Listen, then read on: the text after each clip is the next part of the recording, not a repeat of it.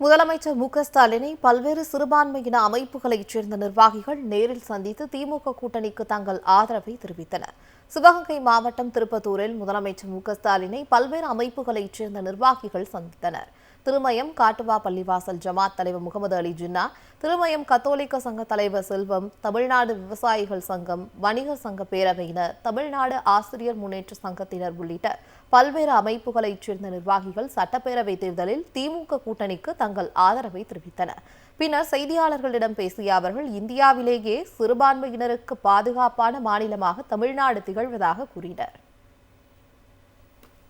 CM பார்க்க வந்தேன், ரொம்ப சந்தோஷமாக இருந்தது. முஸ்லீம் சமுதாயத்துக்கு நிறைய செஞ்சுருக்காங்க. இந்திய அளவில் அவங்கள மாதிரி யாரும் பண்ணினதில்லை.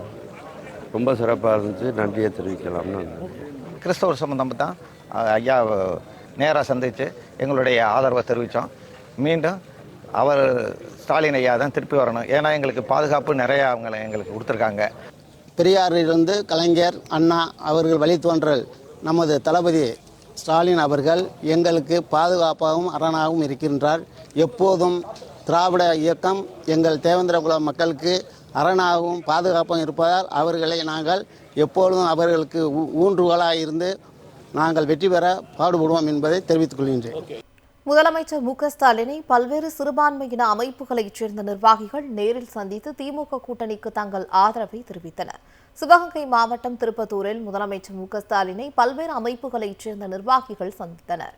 திருமயம் காட்டுவா பள்ளிவாசல் ஜமாத் தலைவர் முகமது அலி ஜின்னா, திருமயம் கத்தோலிக்க சங்க தலைவர் செல்வம், தமிழ்நாடு விவசாயிகள் சங்கம், வணிகர் சங்க பேரவையினர், தமிழ்நாடு ஆசிரியர் முன்னேற்ற சங்கத்தினர் உள்ளிட்ட பல்வேறு அமைப்புகளைச் சேர்ந்த நிர்வாகிகள் சட்டப்பேரவைத் தேர்தலில் திமுக கூட்டணிக்கு தங்கள் ஆதரவை தெரிவித்தனர். பின்னர் செய்தியாளர்களிடம் பேசிய அவர்கள், இந்தியாவிலேயே சிறுபான்மையினருக்கு பாதுகாப்பான மாநிலமாக தமிழ்நாடு திகழ்வதாக கூறினர். சிஎம் பார்க்க வந்தேன், ரொம்ப சந்தோஷமாக இருந்தது. முஸ்லீம் சமுதாயத்துக்கு நிறைய செஞ்சுருக்காங்க. இந்திய அளவில் அவங்கள மாதிரி யாரும் பண்ணினதில்லை. ரொம்ப சிறப்பாக இருந்துச்சு. நன்றியை தெரிவிக்கலாம்னு கிறிஸ்தவர் சம்பந்தம் தான் ஐயா நேராக சந்தித்து எங்களுடைய ஆதரவை தெரிவித்தோம். மீண்டும் அவர் ஸ்டாலின் ஐயா தான் திருப்பி வரணும். ஏன்னா எங்களுக்கு பாதுகாப்பு நிறையா அவங்கள எங்களுக்கு கொடுத்துருக்காங்க.